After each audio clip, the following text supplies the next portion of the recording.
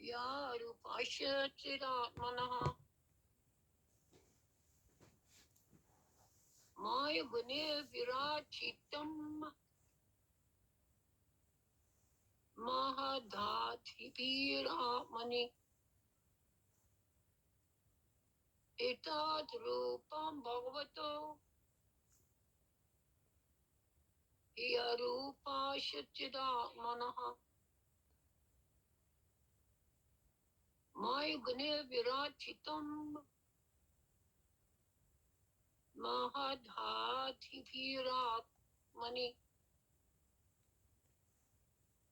Etat Rupam Bhagavato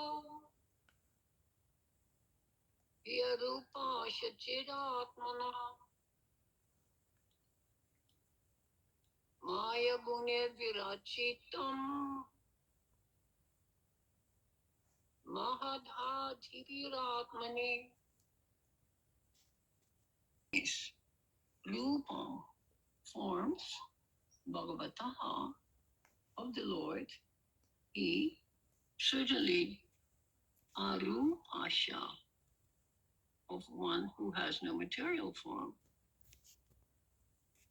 Chit Atmanaha of the transcendence, Maya, material energy, Gunai, by the qualities, Virachitam, manufactured, Mahat Adipihi, with the ingredients of matter, Atmani, in the self.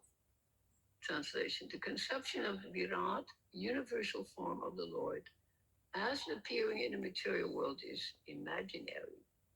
It is to enable the less intelligent and neophytes to adjust to the idea of the Lord having form. But factually, the Lord has no material form. Please repeat. The conception of the Virat, universal form of the Lord. You can repeat. The conception of the Virat as appearing in the material world is imaginary. It is to establish the less intelligent and neophytes to adjust to the idea of the Lord's having form. But factual, the Lord has no material form. Report. The conception of the Lord, known as the Virat Rupa or the Virat Rupa or the Vishwa Rupa or the Virat Rupa, is particularly not mentioned along with the various incarnations of the Lord, because all the incarnations of the Lord mentioned above are transcendental, and there's not a tinge of materialism in their bodies. There's no difference between the body and the self as there is in the conditioned soul. The Virat Rupa is conceived for those who are just neophyte worshippers. For them, the material Virat Rupa is presented, and it will be explained in the second canto. In the Virat Rupa, the material manifestation of different planets have been conceived as his legs, hands, etc. Actually, all such descriptions are for the neophytes. The neophytes cannot conceive of anything beyond matter. The material conception of the Lord is not counted in the list of his factual forms. As Paramatma, as Supersoul, the Lord is within each and every material form, even within the atoms. But the outward material form is but imagination, both for the Lord and the living being. The present forms of the conditioned souls are also not factual. The conclusion is that the material conception of the body of the Lord as Virat is imaginary. Both the Lord and the living beings are living spirits and have original spiritual bodies. One of the most puzzling verses and concepts that you can encounter in our philosophy. Absolutely puzzling. I don't know if anybody of you were puzzled by this verse, but it is quite imaginative. It is quite amazing, because when you study the Srimad Bhagwatam, the first lesson really that Shukadev gives to the king who's about to die. What is the king's name? Parikshit, that the first lesson is given to Parikshit. It says, sit properly, sit in the lotus, do pranayam, and meditate on the Virat Rupa form of the Lord, and have all kinds of verses telling or Parikshit what to do and how to achieve liberation from this world. So it begins with this. So when we're reading this, and then we're reading this, because this is prior, so Prabhupada is already warning us how to interpret these verses. It's not very easy, because even Prabhupada in the purport, he talks about the form. The form of the Lord is not material. But what is the irony when I say that? I say, hey, the form of the Lord is not material. What is the irony in that statement? Exactly. The very fact that I say the form is not material, then what do you mean? You see? So this whole thing is so puzzling.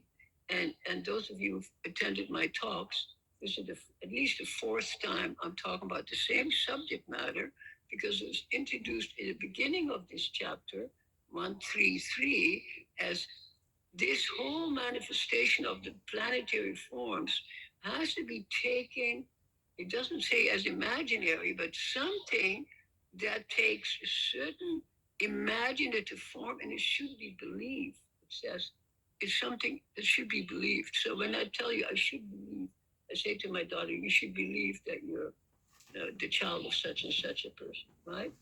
So the child can't do anything.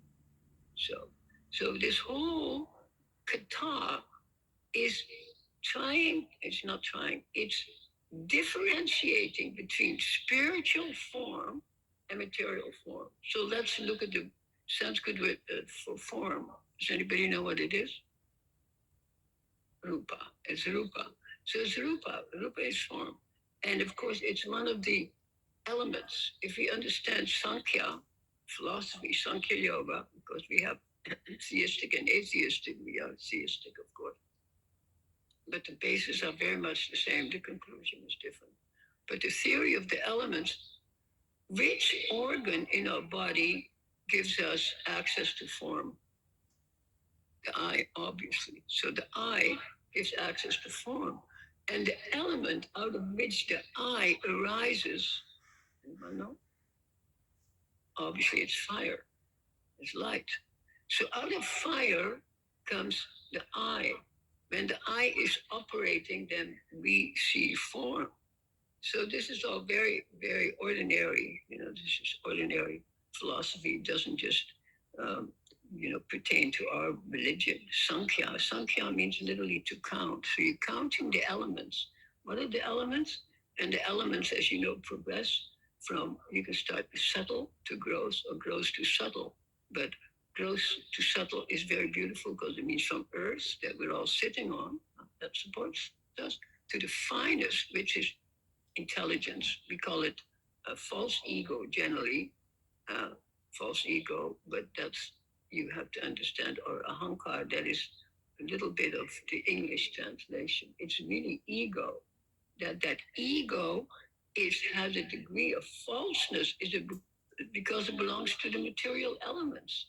So we have to understand, when we're discussing one item, to what category does it belong? That's the first thing we have to understand. To what category am I talking about? So here, the background of the conversation is Veda, Aveda, Tattva, which is, of course, the essence of our philosophy or theology. It's the most difficult to understand. Why is it the most difficult to understand? You could answer. The most difficult to understand. It's the most secret of secrets, and it's the highest education. Exactly, and it's called Achintya. It's Achintya, Veda, Aveda. You have to use the adjective. It's Achintya, Veda, Aveda, Tattva. So Veda and Aveda contradict each other. Veda means separate. Aveda means whole. So duality and oneness. So they are the same. It says simultaneously they are the same. How so? Oh, I'm sorry, but your mind cannot understand. Logic does not reach there. And that is the point. Logic does not reach there. So we have a will. How we're supposed to just accept it. So this whole idea that is is given in this verse that the Virat Rupa is artificial is not real, and why this is stated in this particular point is because it's already mentioned 23 or 24 different incarnations, and it says the Virat Rupa is not an avatar. It's not, and it makes sense that it's not an avatar. Like for instance, the dwarf incarnation. What is he called? The dwarf, Vamana. Okay, Vamana suddenly manifests a tiny dwarf, and then he manifests a universal form, and then he takes 3 steps into heaven. If you want, you see. So suddenly, Achanak, he he he manifests a form that was not seen before. So that's not an other avatar because he himself is an avatar, but he's displaying this. So the same with Krishna. So many times he exhibits a universal form. Several times, well, the most pronounced, of course, is in Bhagavad Gita. But can somebody think of the universal form that she's exhibiting in Srimad Bhagwatam? They're not elaborated, but they're there. The form is what? The universal form. Matsya? Yeah, no, those are common. Those are one of the 10 avatars in the beginning. Those are 10 avatars. No, in the Leela pastime, he exhibited when he looks in, when his brother Balaram brings him in front of Mother Yashoda and said he's been eating sand. Can you believe it? And Krishna says, no, I didn't eat sand. He said, open your mouth. Opens his mouth and he sees Virat Rupa. And that is the point. So 2 times he sees Virat Rupa. So there are all these instances, they're not elaborated. So that's not, it's not that Krishna suddenly is showing a different incarnation. This is my point. It's part of his ordinary Leela as an ordinary child playing, showing it. You can say Achanak if you speak Hindi. Suddenly it's appearing. And then it disappears again because it's just a sudden manifestation. So Prabhupada is pointing out this is imaginary. And I've talked about the same thing for 4 weeks now. It's explained in verse 3 that it's called, God, I always forget the word for some reason. Who knows why? Probably because it's imaginary. Yeah, it sounds good. It is kalpita. So those of you who speak Hindi, kalpita means it's fake, it's phony. You made it up. So all of this has an idea of being somewhat not real, but it's meant for the neophytes. And it's exactly what Prabhupada says towards the end of the chapter. He says that Vishnu appears, giant body of Vishnu, and it says in the pores of the skin where the hair are growing out, all the universes are manifesting. It says actually that is imaginary. But why is it given then? See, this is the talk today. Why is it given like this, and yet it's imaginary? It's given because we cannot conceive of, we cannot say a formless form because it doesn't make any sense. But so we use an adjective. We cannot conceive of a non-material form because our eyes are going outward and seeing everything in 3D. You see everything in 3D. So this is the thing. So unless we move to the 4D environment, Turiya, which is described in different places in the Bhagavatam, especially Uddhava Gita, we cannot see. So unless you become enlightened in mystic awareness, you cannot understand this. So this is for the neophyte. And I would say that many of us are neophyte because we don't have the mystic experience. So we have no idea of that. We can talk about it, but we don't talk cheap. Talk doesn't mean that you have an experience of it, you know. We may say, oh, the Hare Krishna is Krishna himself. What experience do you have that the Hare Krishna mantra is Krishna? What idea do we have of Krishna's flute? None. You see? So, but we aspire to understand it. And to aspire to understand it, we start with like a little sketch or a little analogy or a little metaphor. So this is all given in a way so that those, of course, Prabhupada often says, the atheists and the non-believers, they can become attracted to this. So are we all atheists? I mean, most of us grew up, many of us, from the West at least, grew up with the concept of Christianity. We're not exactly atheists. And most atheists will not study this material so they can become convinced that this is all true. But to have these stories there, these leelas, just like all of this you can watch on Indian TV or whatever, the Mahabharata, how many episodes of the Mahabharata are there? So these things are given so you can finally understand that maybe Krishna is God. Huh? Although it's not apparent in the Mahabharata. Huh? There's the Bhishma Parva, one of the chapters of the Mahabharata, and one of the little parts of the Bhishma Parva is called the Bhagavad Gita, and it's been extrapolated and made into a separate scripture to put the emphasis on Krishna as God. And Krishna shows Virat Rupa form. But what is Arjuna's reaction to it? What is it? Scared. Yeah, scared. Yeah, he's scared. And what else? He's not attracted to it at all. Although he says, it's, what is it? No, exactly.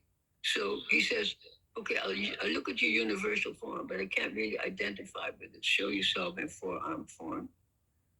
And then, but just before, when he offers the prayers, he makes prayers that identify with Sankhya philosophy. He says, you are the air, you are the water, you are fire, you are everything.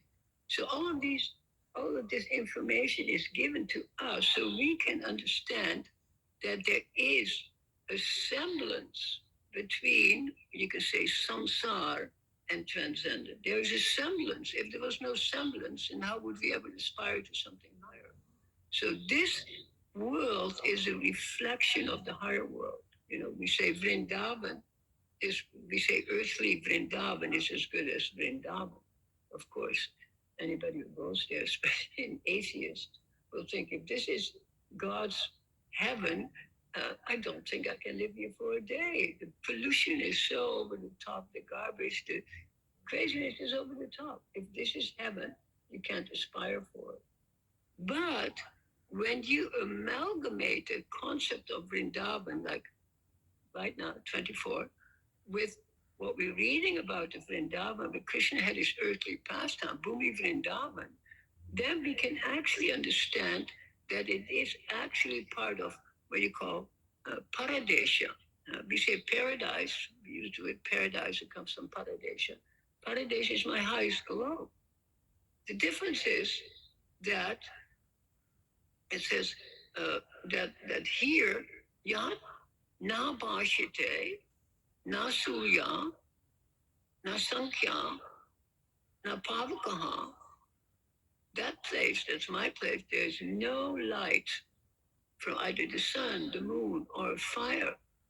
And then he gives the most beautiful promise in the Gita to the reader, or to Arjuna, of course. He says, Yad Gatva, having once gone there, you'll never return to this earthly world. He says, that is my Taddaman Paramamama. That Taddaman Paramamama. And this is the whole idea for us to ascend to that place. There's no other point of the Hari but to ascend to that place. So we might think, who knows what we think it is. But it is, unless we go there and we have an experience, then you can share it. And like Prabhupada did, he shared it. In 10 short years, look what he did. It's inconceivable, What do you call that in that book of, famous people? What do you call it? Book of famous. Prabhupada is, in the book. What do you call that famous book? No, a non-devotee book. And how Prabhupada is mentioned there. What person at age 70 could conquer the world with this type of religion, which is just a cult? It's called Bengali Vaishnava. What is it called? It's called, what is it called? Vaishnavism? Gaudiya. It means a little place in India, in Bengal, a couple of provinces. This religion, and Prabhupada made it famous in 10 years and established all these temples. So that's astounding. And that is because Prabhupada does not see Krishna in a material form, but in a spiritual form. And this is why it's emphasized. So for us to gain our spiritual light, our eyes by which we can see the divine, we have to, of course, elementary, we start with 4 regulative principles. It's elementary. Don't eat corpse. I mean, who wants to eat corpse anyhow? If you're a human being, don't take intoxicant, don't gamble, don't lustfully after so many women or men. So it's elementary. It's called yama niyama, the rules and regulations. But on that, we fashioned all these other things: hearing, repeating, remembering, performing service, becoming elevated. So we have to become elevated so we can enter into Tadbhama Paramamama. That's our goal. And we should always be in a relationship with each other and in relationship to our movement and whatever. This is our goal. And it's so beautiful because we can practice it 24 hours a day. It's very, it's not extraordinary because we can remember some of these verses. We can, like I was pointing out the other day in Sadhu Sangha, scripture, all of this, we're reminded. When we do seva, even when you go to an ordinary job, it depends on where your mind is. So then we can hope to eventually achieve over form, quote unquote, of the law, which is formless. But you can say on which all the forms in this material world are based. Everything in this material world is based on the form from the spiritual world, not the other way around. So for the neophyte, you first give the idea, like you show them a show on the television. It's digital. It's, what do you call it?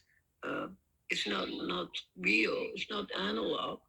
But you can show by just that type of exposure that there is a God. You're showing, just like I always mention the same old example. I look at what do I say is on the cover? What's on the cover? Okay, Radha and Krishna. So you say Radha and Krishna is on the cover and it looks like there's cows. Then what do I always say? What do you mean? There's just a little pigment on a piece of paper. You see, you're projecting that this is Radha and Krishna because this is 2-dimensional, right? It's a 2-dimensional surface. It's printed on. What dimension are you in? In the 3rd dimension, obviously, in a cube. You're not on a flat piece of paper. You're in a cube. So in order to understand the higher dimension, you have to get out of this cube to the next dimension.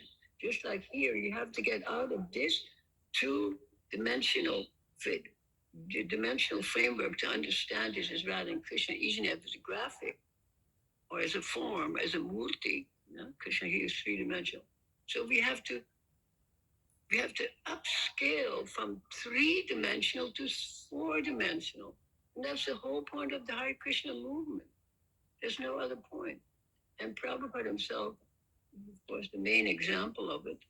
And he points to this. So we're starting then with this neophyte conception that God has a form.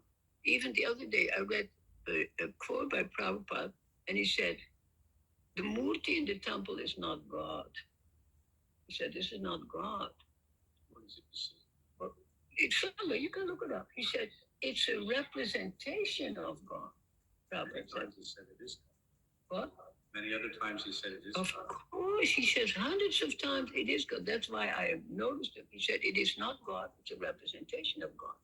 So try to So the same with the Virat Rupa, it is God, but it's also a material representation in a form that we can understand of God, isn't it? That's the whole idea of being neophyte. Huh? The whole idea of identifying with the murti. Why do we have murtis? So people can come and understand this is the form of God.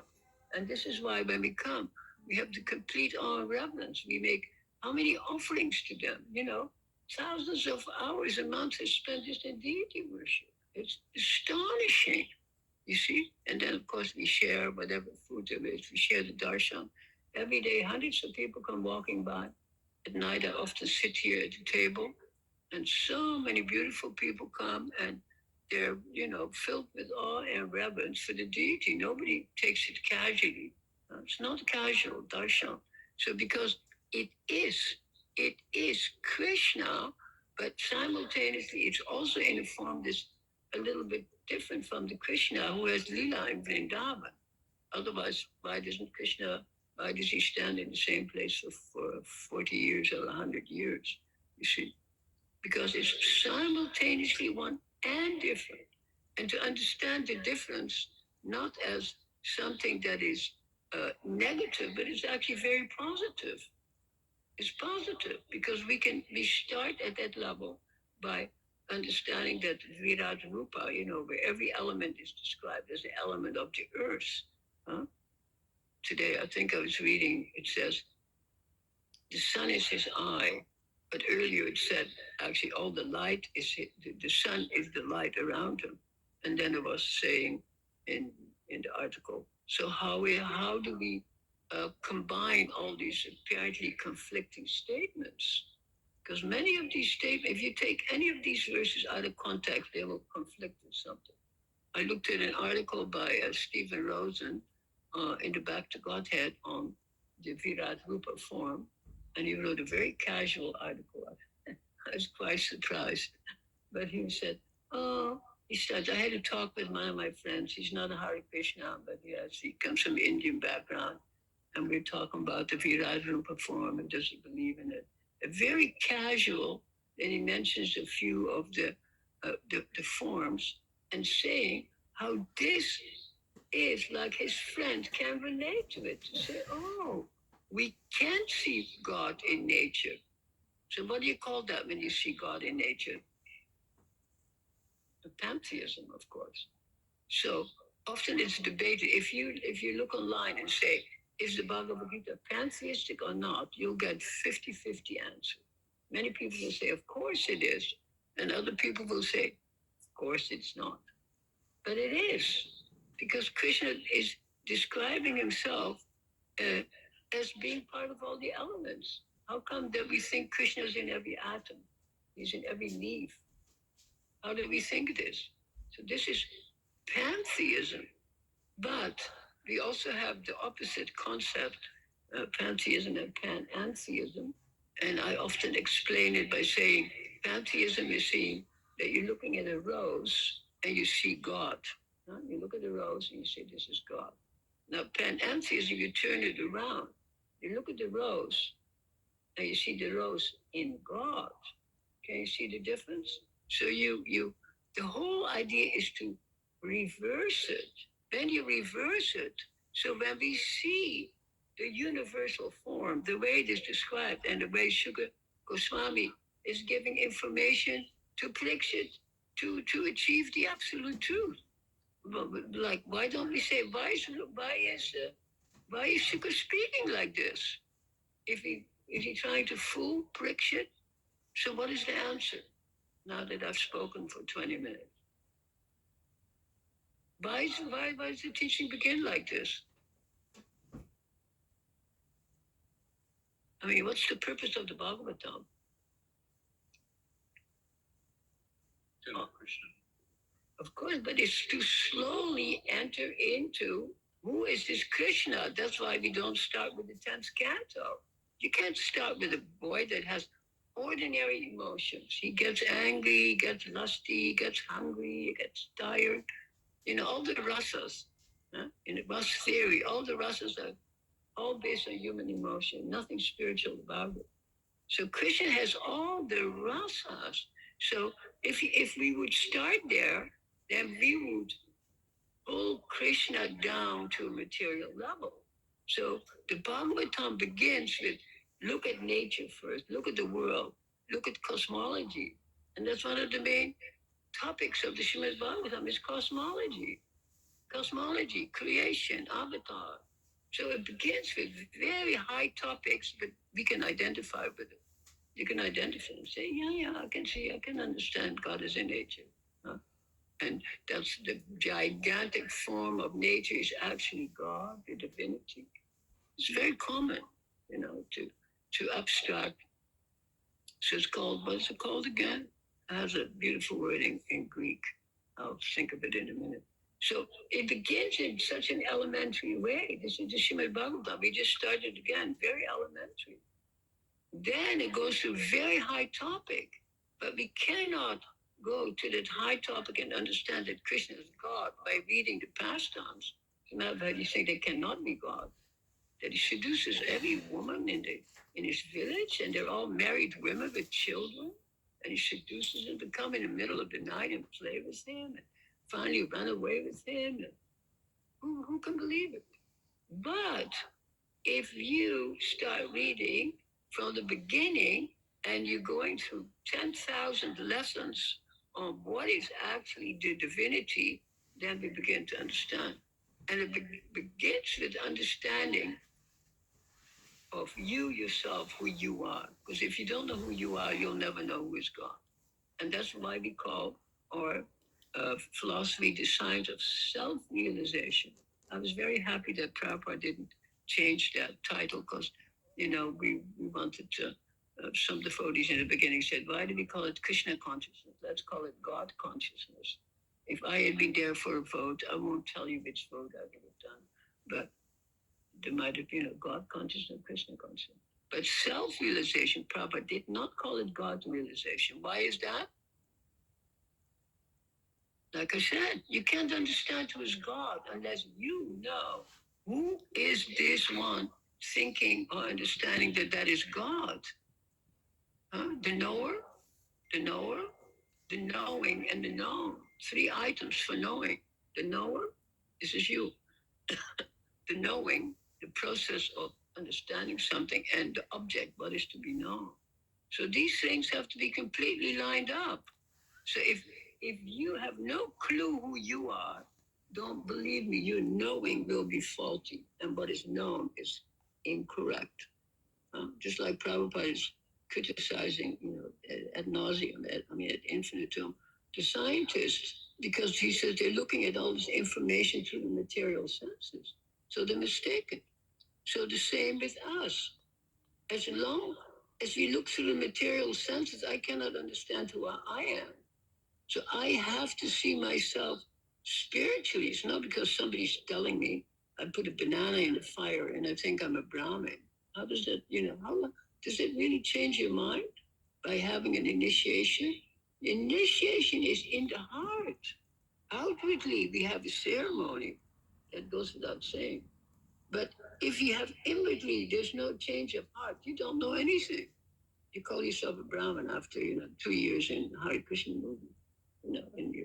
And Brahmin really means one who knows Brahman, and sociologically it means one who is learned, intelligent, and intellectual, and perhaps a priest. You become an intellectual suddenly, see?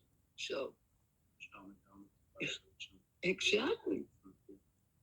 So this is why the process is very slow, and it begins and ends with you seeing yourself. And that is why we have all these beautiful books, is to turn the light around and understand who you are. And I point out many times people who are suffering, I pointed out to myself, of course, many times. The other day I hurt my back, and now I came in with a walking stick, trouble walking. So you tell yourself that, like Prabhupada also always says a million times, that you're not this body, you're not this body, and you're not this mind. These are gross and subtle elements. Who are you? You're the soul. But what does that mean? It's just an abstract Christian word. What does it mean? You're the soul. It means nothing. It's just a Bible word. You are the shakshin. Shakshin means one who's observing. You are the observer. You're the observer. And that is the whole point. That is the real darshan. You know, people come to the temple, and I joke with them a little bit. I said, did you see Krishna? Or are you going to see Krishna? They say, yes, I'm going to see Krishna. I said, actually, you cannot see Krishna. And they look really a little disturbed. I said, Krishna sees you. And they love it because you don't have to make any effort. Krishna is seeing you. So this, you have to learn to see yourself. Once you see yourself with a capital S, and you're enlightened. So when we're on the way, we have tiny little insights, and these tiny little insights, they lead to larger insights. So it begins with this elementary idea of the Virat Rupa. Very elementary, Vishwarupa. That's God. And says right in the Krishna showed himself as God. 11th canto, 11th chapter of the Gita. So you can refer to all of these. But Yasoda, so she says, hey, close your mouth. I don't want to see that. I want you to suck milk from my breast. You're not God. You see? Then you stop relating to me. So for us to come to that level of the 10th canto, and of course, when I say 10th canto, I'm talking about our own rasas with Krishna. What ras do I have? Am I want to be his servant, his intimate friend, his lover, his mother, or the person in the forest bringing flowers, neutrality. So that cannot come unless I understand all these theories of cosmology and avatars. But Prabhupada says, and I say it at the end of every one of my classes, Prabhupada says, it cannot be understood. It has an element of imagination, all of this, but he says it is a meditation on Brahman. Remember that. He says this is a meditation on Brahman in a most amenable form that's suitable for our audience. So what do you think of that? As an explanation of these very confusing and controversial. It is not controversial, but the very opposite ideas. How can we accept them? And Shukadev sits there and teaches. This is the way you should understand. Absolute. Sit like this and meditate on Virat Rupa. And the prophet said, no, this doesn't even exist. It's imagination. Go ahead. Om Tat Sat may be confused by that. I mean, not confused by that. Go ahead. Okay. Thank you very much for pointing out the different aspects of the Virat Rupa.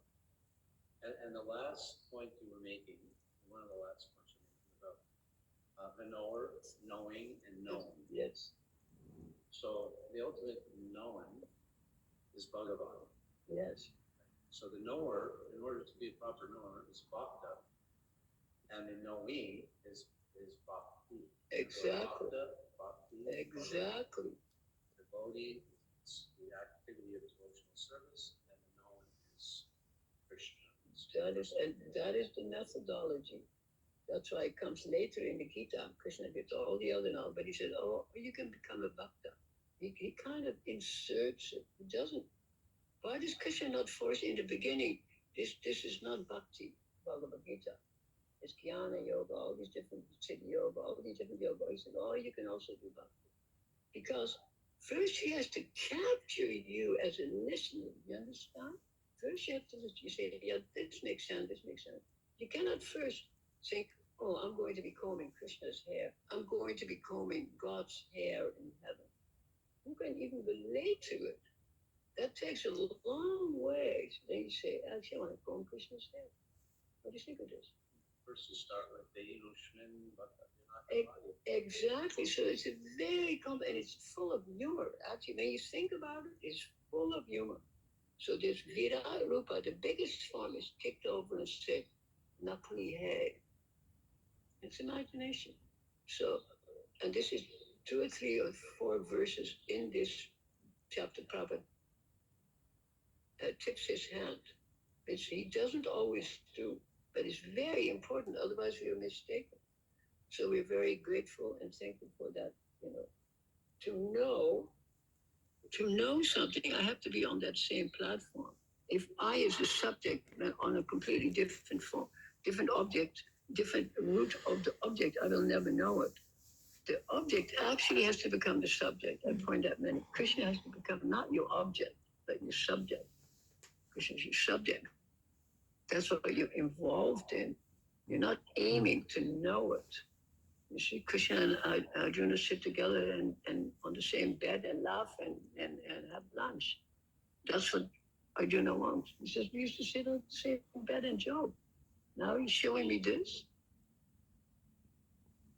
Very amazing. Isn't it amazing? This is all astonishing. And that it comes out is so, and the very fact that for 4 weeks now I've been focusing on this, and today my verse happened to be that the Virat Rupa form is now real. Isn't that beautiful? So that, yeah, that, go ahead.